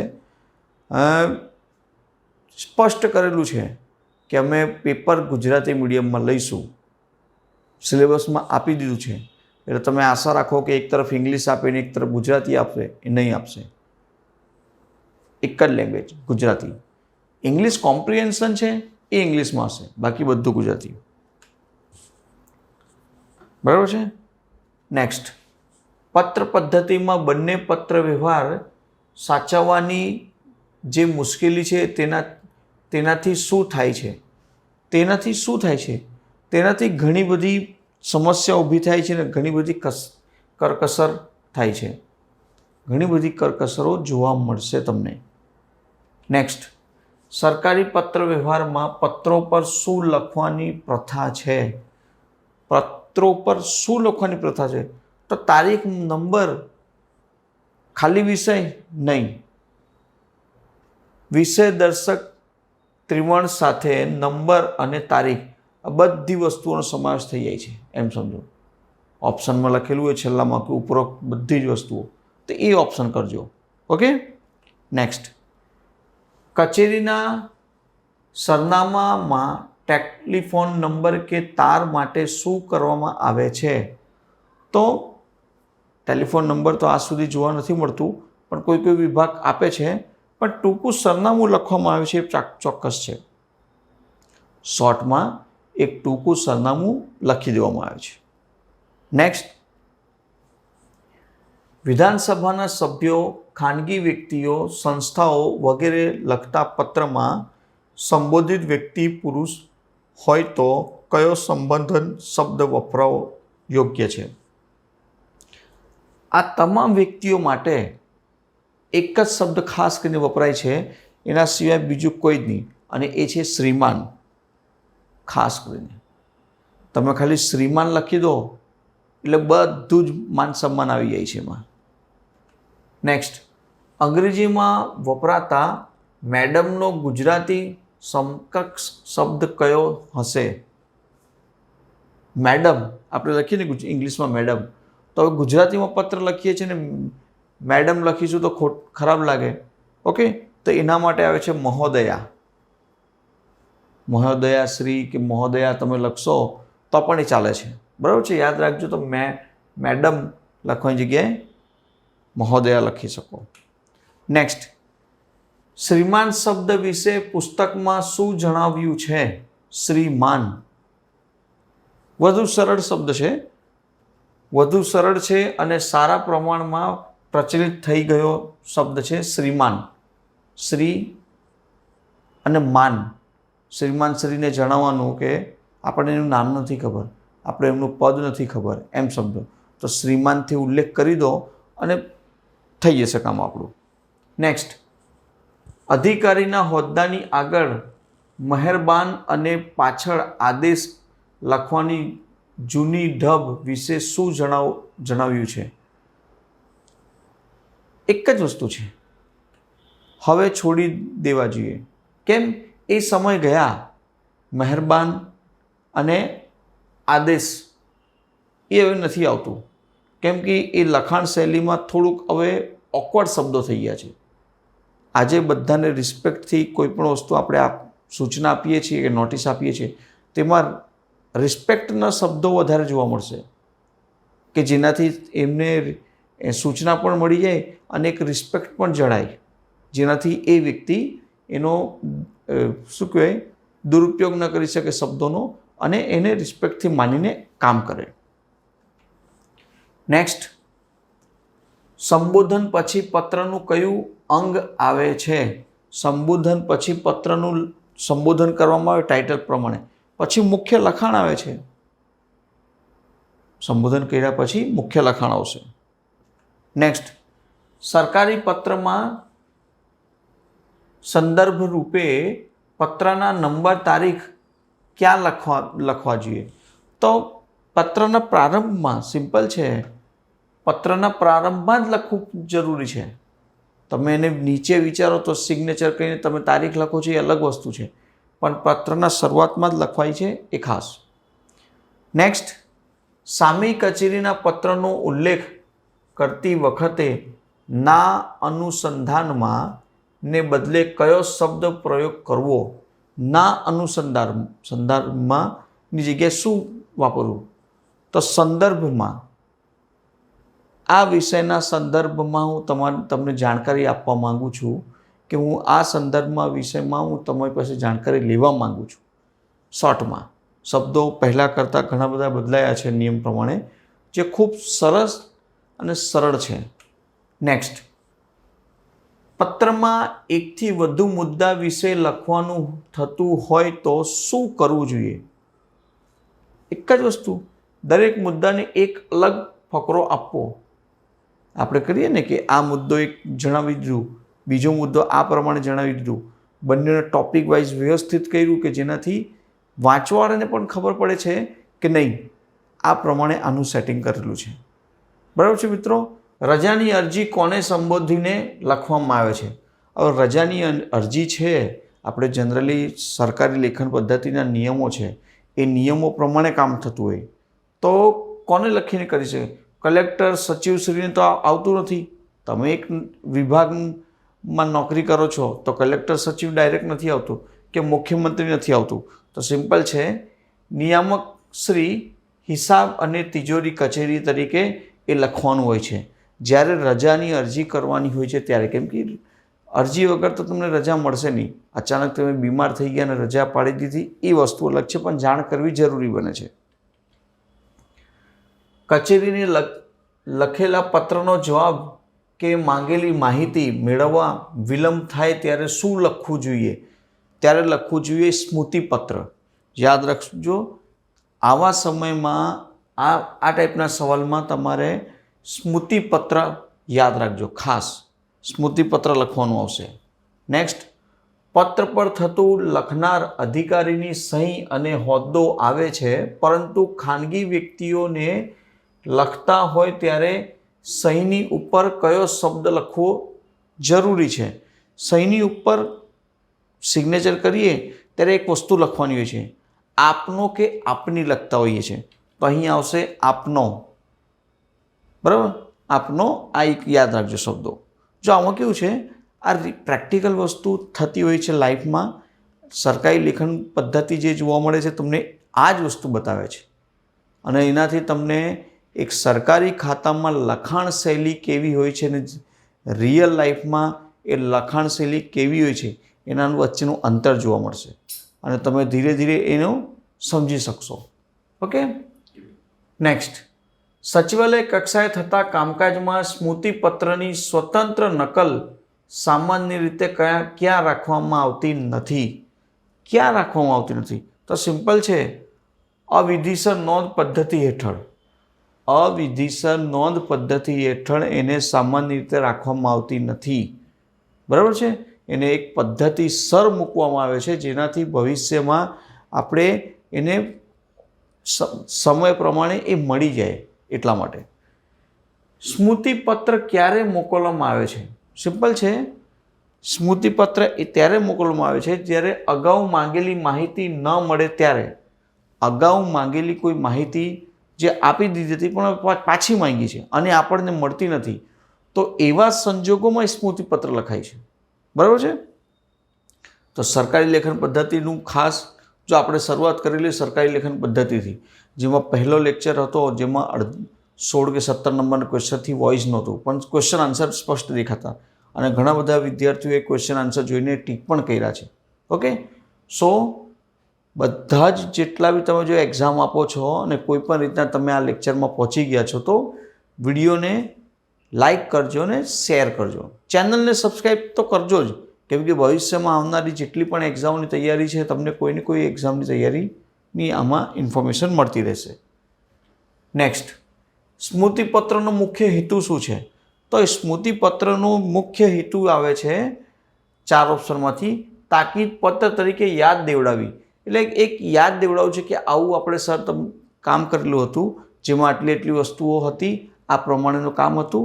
જો પત્ર વ્યવહારમાં કેવું છે, લેખિત થઈ જાય છે અને લેખિત એક પ્રૂફ તરીકે ગણાય છે, એટલા માટે આ સિસ્ટમ થતું હોય છે.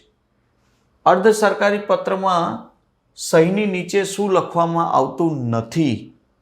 સહીની સિગ્નેચર થાય ને એની નીચે લખવામાં આવતું નથી સ્નેહાધીન શબ્દ. ઓકે. આવા સવાલો લખવાનું આવતા નથી. નેક્સ્ટ, અર્ધ સરકારી પત્રનો ઉપયોગ મુખ્યત્વે શેના માટે થાય છે?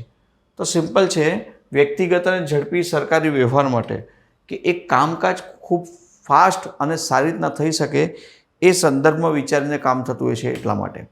નેક્સ્ટ, અર્ધ સરકારી પત્રમાં અધિકારીને કયા સંબોધનથી લખવામાં આવે છે? અધિકારીને તો ભાઈશ્રી. અર્ધ સરકારી પત્રમાં અધિકારીને ભાઈશ્રી તરીકે લખીને સંબોધિત કરવામાં આવે છે. નેક્સ્ટ, સામાન્ય પત્રના પ્રકાર પછી વધુ ઔપચારિક પ્રકારના લખાણોમાં શાનો સમાવેશ થાય છે? તો એ સમાવેશ થાય છે યાદીઓનો, કચેરીનો હુકમનું, પરિપત્ર અને ઠરાવ, આવા તમામ વગેરે વસ્તુઓનો એની અંદર સામેલ થાય છે.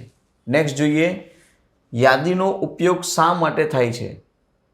થોડુંક ફાસ્ટ આપણે ચલાવીએ છીએ કે જેનાથી વિડીયો પણ નાનો થાય અને તમને જે માહિતી જોતી છે એ માહિતી પણ મળી જાય અને તમારે સ્પીડમાં જોવાની જરૂરત ના પડે, બરાબર છે. એટલા માટે થોડુંક ફાસ્ટ કરીએ છીએ આપણે. યાદીનો ઉપયોગ શા માટે થાય છે. એક યાદી બનાવવાની હોય તો સિમ્પલ છે, યાદી બનાવતા હોઈએ છીએ આપણે સૂચના આપવા માટે, એની સાથે સાથે ટીકા ટિપ્પણી કરવા માટે અથવા તો માહિતી મંગાવવા અને મોકલવા માટે આ યાદી ખાસ બનાવવામાં આવે છે, જેનાથી આપણને ખબર પડતી હોય કે આ યાદીમાં આટલી વસ્તુઓ ઇન્ફોર્મેશન આપણે મંગાવવાની છે કે બોલવાની છે, તમામ વસ્તુઓ. ડાયરી મેન્ટેન કેમ થતી હોય એના જેવું છે. યાદી સામાન્ય રીતે કોને મોકલવામાં આવે છે, તો યાદી સામાન્ય રીતે તાંબાના કર્મચારીઓને અથવા અધિકારીઓને, જે તે વર્ગ અને જે તે કાર્ય માટે જે અધિકારી છે અને જેના માટે ટિપ્પણી થઈ શકે છે એને જ માટે, બધા માટે નહીં. નેક્સ્ટ, કચેરી યાદીનો ઉપયોગ ક્યાં થાય છે. કચેરી યાદીનો ઉપયોગ ક્યાં થાય છે, તો કચેરીના આંતરિક કામકાજમાં. યાદીનો ઉપયોગ આંતરિક કામકાજમાં જ થશે, કેમ કે એ અંદરની ઇન્ટરનલ્સ કામ થતું હોય છે, એટલા માટે.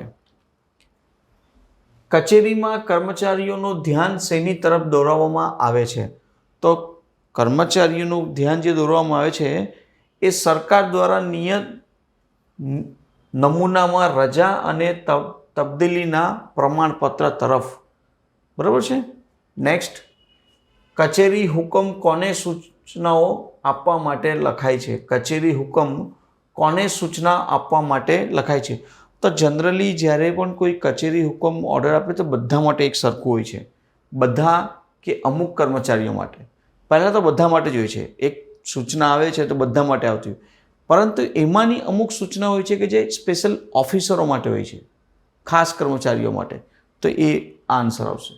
નેક્સ્ટ, કચેરી હુકમમાં કઈ બાબતની મંજૂરી દર્શાવવામાં આવી છે. કચેરી હુકમમાં કઈ બાબતની મંજૂરી દર્શાવવામાં આવી છે, તો એ દર્શાવવામાં આવી છે રોકડાણની મુદ્દત વધારો, બરાબર. નેક્સ્ટ, ઉમેદવારને બીજી નોકરી કે ધંધામાં જોડાવા માટે શું જરૂરી છે. કચેરીને અગાઉથી લેખિત મંજૂરી. હવે તમે બીજી નોકરી અથવા ધંધામાં કોઈ પણ રીતે જોડાવા માંગો છો તો તમારે વિભાગમાં મંજૂરી લેવી પડશે. મંજૂરી મંજૂરી મળી ગયા પછી જ તમે કામ કરી શકશો, નહીં તો પછી તમારી નોકરીમાં ખતરો થઈ શકશે, નોકરીમાંથી તમને કાઢી મૂકવામાં આવશે. એ બધી વસ્તુ સમસ્યા આવતી હોય છે, એ ધ્યાનમાં રાખીને આગળ વધતા હોઈએ. ઓકે. નેક્સ્ટ, પરિપત્ર શું છે. પરિપત્ર શું છે, તો પરિપત્ર સરકારી પત્રનું એક સ્વરૂપ છે. પરિપત્ર છે સરકારી પત્રનું એક સ્વરૂપ છે જે બધી જગ્યાએ જોવા મળશે. પરિપત્ર આવેલું છે એક, એમ કહેવામાં આવતું હોય. તમે વિભાગમાં જશો ને ત્યારે ઘણી વખત સમજ પડશે, અઠવાડિયામાં ક્યારેક આવશે કે ભાઈ એક પરિપત્ર આવેલું છે, બધા વાંચી લેજો. પરિપત્રને અંગ્રેજીમાં શું કહેવાય છે. પરિપત્રને અંગ્રેજીમાં કહેવાય છે સર્ક્યુલર. સર્ક્યુલર શબ્દ જ તમને સાંભળવા મળશે, કેમ કે બધા હવે ઇંગ્લિશ જાણતા થઈ ગયા છે સારી રીતના, તો એ લોકો પણ એ રીતના શબ્દો કાઢશે. ભાઈ સર્ક્યુલર આવેલું છે, જરા વાંચી લેજો, સર્ક્યુલર બધાને મેલ પર મોકલેલું છે. પરિપત્રનો ઉપયોગ શા માટે થાય છે, તો પરિપત્રનો ઉપયોગ ખાસ સંજોગોમાં, ખાસ પ્રકારના હુકમો કે સૂચનાઓ મોકલવા માટે પરિપત્રનો ઉપયોગ થાય છે. યાદ રાખજો, ખાસ પ્રકારના સૂચનાઓ માટે. નેક્સ્ટ છે, કારકુનો માટે કઈ પરીક્ષા પાસ કરવી જરૂરી છે, તો કારકુનો માટે ખાતાકીય એક્ઝામ, ખાતાકીય પરીક્ષા પાસ કરવી જરૂરી છે, તો જ એ એક કારકુનથી ઉપર લેવલ પર જઈ શકે છે. નેક્સ્ટ, ઉપયોગ પ્રમાણપત્રો મોડા મોકલવાના કારણો સરકારને કોના ખુલાસા કરવા પડે છે, તો સરકારને કોને ખુલાસો કરવો પડે, તો ખાસ કરીને ઓડિટ તેમજ જાહેર હિસાબ સમિતિને, કેમ કે એ જ બધું દેખરેખ કરે છે. રજાથી, પગારથી, ભથ્થાથી, બધી જ તમામ વસ્તુ એક કર્મચારીનું A to Z માહિતી અહીં મળશે સમિતિ પાસે. એટલા માટે સરકારની ભાષા નીતિના આદેશોનું પાલન ન કરનાર કર્મચારી પ્રથમ શું આપવામાં આવશે?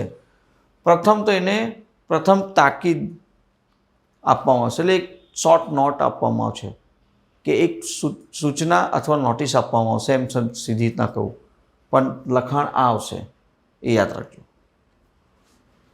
શેરો કયા પ્રકારનું લખાણ છે? શેરો તો શેરો એક શોર્ટ નોટ જેવું હોય છે, સૌથી સંક્ષિપ્ત. સમજો કે 10 લીટીમાં કોઈ વસ્તુ લખવાની છે, પણ આપણે એને 10 લીટીની જગ્યાએ એને 2 કે 3 લીટીમાં જ પતાવી દીધું. એ પ્રમાણેનો શેરો શબ્દ એ પ્રમાણે આવે છે. નેક્સ્ટ, શેરો સામાન્ય રીતે કયા વ્યવહાર સાથે સંકળાયેલો છે? તો શેરો જે છે એ કચેરી પત્ર વ્યવહાર માટે ખાસ વપરાય છે. ખાસ કરીને કે જે કચેરી વ્યવહારમાં જે પણ વાતચીતથી લઈને અન્ય વસ્તુઓની ચર્ચાઓ વિચારણા થતી હોય એ આના માટે જોવા મળશે. નેક્સ્ટ, શેરો ક્યારે લખવામાં આવે છે? તો શેરો લખવા માટે વચગાળાનો જે જવાબ આપવાનો હોય વચ્ચેના સમયમાં જ્યારે પણ જવાબ આપવાનું આવે કે જવાબ માંગવાનું આવે છે એ સમયમાં આ લખાય છે. રાજ્યપાલ શ્રી પર મોકલેલું નિવેદન કોના મારફત મોકલવાની સૂચના સાથે પરત કરવામાં આવે છે? કોના મારફતે? તો રાજ્યપાલ પાસે કોઈ પણ વસ્તુ પહોંચાડવા માટે તમારે સરકાર શ્રી થ્રુ જાય છે. તમે ડાયરેક્ટ રાજ્યપાલથી નથી કરી શકતા એ વસ્તુ, પત્ર વ્યવહાર હોય કે કોઈ પણ નિવેદન હોય. તમારે એ સરકારશ્રીને લખવું પડે ને સરકારશ્રીમાં ઇન્ફોર્મેશન બતાવવી પડે કે મારે રાજ્યપાલથી આ વસ્તુ મંજૂરી લેવી છે, તો તમે આ રાજ્યપાલ સુધી પહોંચાડો. બરાબર છે? તો આ જોવા મળશે રાજ્ય સરકાર. નેક્સ્ટ, અરજ અંગે કેવી ભલામણ કરવામાં આવે છે? અરજ અંગે સહાનુભૂતિથી વિચારવાની અમુક ટોપિક એવી અરજીઓ આપવામાં આવે છે કે જેમાં સહાનુભૂતિનો ઉલ્લેખ તમને જોવા મળશે. ત્યારે સરકારી ઠરાવનો અંગ્રેજી શબ્દ કયો છે? તો સરકારી ઠરાવનો અંગ્રેજી શબ્દ છે ગવર્મેન્ટ રિઝોલ્યુશન. બરાબર છે? ઇંગ્લિશ શબ્દ છે, યાદ રાખશો તમે. બરાબર. નેક્સ્ટ, સરકારી ઠરાવમાં અંતે કોના હુકમથી અને તેમના નામે લખવામાં આવે છે? કોના હુકમથી અને કોના નામથી લખવામાં આવે છે? તો ગુજરાતના રાજ્યપાલશ્રીના નામથી. સરકારી ઠરાવ કોઈ પણ હોય, બિલ પાસ થાય છે કે કોઈ પણ વસ્તુ ઠરાવ થયો છે એ રાજ્યપાલની સિગ્નેચર માટે જતું હોય છે, અને રાજ્યપાલની સિગ્નેચર માટે જ્યારે જાય છે તો એમાં ગુજરાતના રાજ્યપાલ સિગ્નેચર કરીને પછી એ ઠરાવ મંજૂર થઈને ફાઇનલી એપ્લાય થાય છે. બરાબર છે? આ એક અમુક નિયમો છે જે ભારતના બંધારણ પ્રમાણે કન્ટિન્યુ હોય છે. અને વિડીયો ગમે તો લાઇક, શેર, સબસ્ક્રાઈબ કરજો. નમસ્કાર.